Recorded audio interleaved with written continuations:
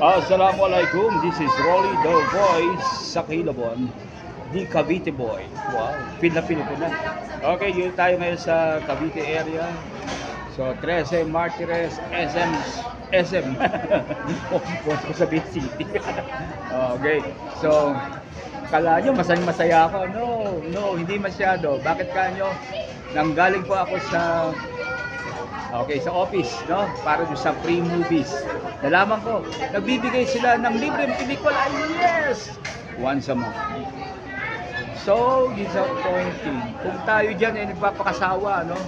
So, kumbaga, kada linggo, 2 beses para sa 4 na pelikula yun, di ba?